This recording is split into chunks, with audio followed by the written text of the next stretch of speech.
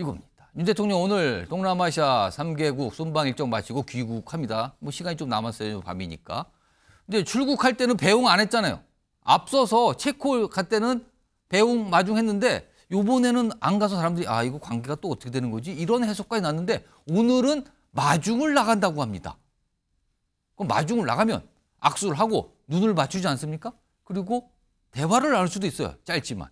이게 좀 궁금해지는 상황인데. 시간이 몇 시간 안 남았어요, 지금요. 자, 얘기 좀 해보죠. 홍석준 전 국민의힘 의원 나와 계신데요. 아니, 출국길에는 배웅 안 나가더니 귀국길 마중 나가는 거. 이거 좀 다르잖아요. 이거 왜 이렇게 변화가 생길 걸까요? 예, 뭐 저는 일단 그 당시 출국할 때 그 한동훈 대표의 어떤 일정상, 동선상, 예. 그때 이제 부산에 갔다가 예. 뭐 하는 그런 어떤 이유도 있었던 것 같고, 그리고 또 통상적으로 그 외교상에도 그렇고 사실은 배웅 그리고 마중 중에서 사실 어느 걸 하나를 택하라 하면 통상적으로 이제 마중을 또 택하는 경우 사실은 굉장히 하나만 택하라 할 예. 경우에, 그리고 아무래도 또 한동훈 대표 입장에서는 배웅을 안 나간 것 때문에 또 뭐 그 당내에서 또 많은 또 비판을 또 받은 어떤 그런 것도 있기 때문에 이번에는 꼭 나가야 되겠다 그런 또 생각을 했는 것 같고, 또 사실은 저렇게 마중을 나가면서 앵께서 말씀하신 것처럼 또 대통령과 그리고 함께 온 여러 사람들과 뭐 짧게나마 또 이야기할 수 있는 그런 어떤 기회도 있기 때문에 한동훈 대표가 마중을 나가는 것 같습니다.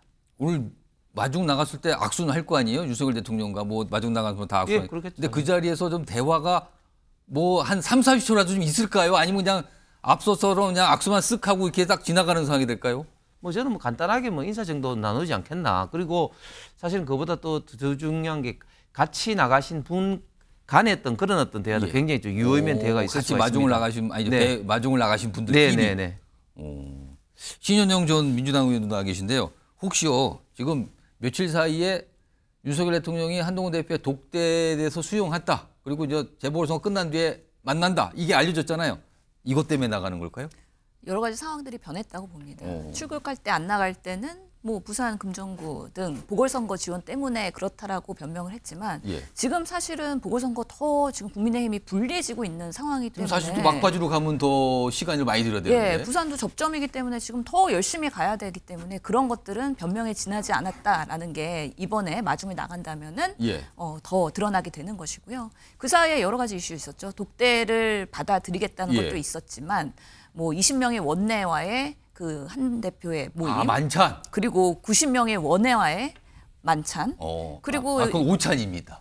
오찬인가요? 오찬이었습니다. 예. 그리고 김건희 여사의 특별법 4명의 반란표가 나왔잖아요. 그리고 그 사이에 대통령 안 계시는 동안에 명태균 이슈로 인해서 김대남 이슈로 인해서 김건희 여사가 더 궁지에 몰렸단 말이죠. 그런 상황에서는 지금은 한동훈 대표가 조금 더 승기를 잡고 있는 분위기이기 때문에 승기를 잡고 있는 분위기라서가 이을 수 있는 거 아니냐라는 예, 것인데. 윤석열 대통령과 한동훈 대표는 항상 밀당 관계일 수밖에 없는데 출국할 때는 사실은 좀 상황이 그랬다면 지금은 한동훈 대표가 할 수 있는 운신의 폭이 넓어졌다. 그러면서 본인이 당당하게 마중도 나가고. 하지만 국민들이 봤을 때는 아니 뭐 분리할 때는 안 나타나고 저번에는 무슨 모임에서 자기 자리가 배치가 바뀌었다고 30분 전에 뭐 이렇게 안 가겠다고 통보하고 이런 식으로 분리하면 안 나타나고 또 유리하면 나타나고 이런 소심한 정치를 여당 대표가 하는 거에 대해서 어떻게 바라볼 것이냐. 이런 부분에 있어서도 지금 한동훈 대표가 앞으로의 행보를 잘 준비하고 정리하지 않으면 여전히 아까 유아기 정치라고 얘기 나왔는데 거기서 탈피하기 어려울 수도 있겠다라는 생각도 듭니다. 최영철 의원께는 이 주제 좀 마지막 질문으로 사실은 오늘 마중을 나간다는 거는 좋은 분위기인 거죠. 그리고 며칠 전에 이제 독대를 윤석열 대통령이 수용했다. 그리고 이제 나를 잡을 거다까지 알려졌어요. 근데 그 사이에 한동훈 대표, 김건희 여사 관련된 문제에 대한 어떤 본인의 입장 수위가 높아졌거든요. 과연 독대가 가능하긴 할까? 있을 수 있을까요, 지금요? 독대가 이미 그 대통령실 공지가 나왔기 때문에 독대는 할 겁니다. 독대는 대통령 순방 가기 직전에 결정이 됐기 때문에 그 부분은 예정대로 진행될 것인데, 그러나 지금 대통령실 입장에서는 굉장히 감정이 상하죠. 이게 야당도 마찬가지인데 대통령이 해외 순방에 나갈 때는 원래 그전에는 야당도 대통령에 대한 비판 그리고 정부의 비판을 잘 하지 않았습니다.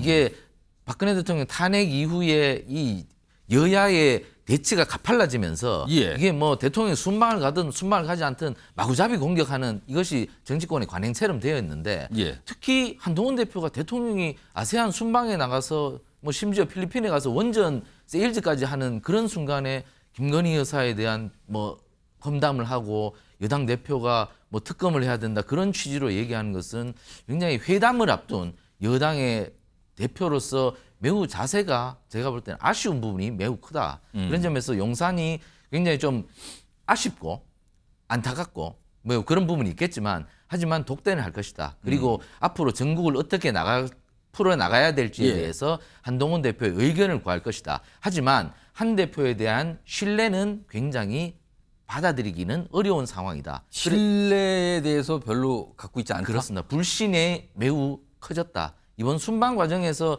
대통령께서 저렇게 고생을 하는데 한 대표는 국내 정치를 갖고 저렇게 얘기를 오래 한 것에 대해서는 많은 사람들이 아쉬워하거든요. 그런 부분에서 대통령께서도 이번 독대에서도 그런 점에서 신뢰 상실이 있기 때문에 큰 선물을 서로 주고받기는 어려울 것이다. 저는 이렇게 봅니다. 저 홍석준 전 의원님께는요. 독대가 이제 재보궐선거에 뭐 한다고 했으니까 일단 이루어진다고 봐야겠죠. 네. 그렇다면은 그 자리에서 한동훈 대표는 윤석열 대통령에게 어떤 얘기를 할 걸로 보세요?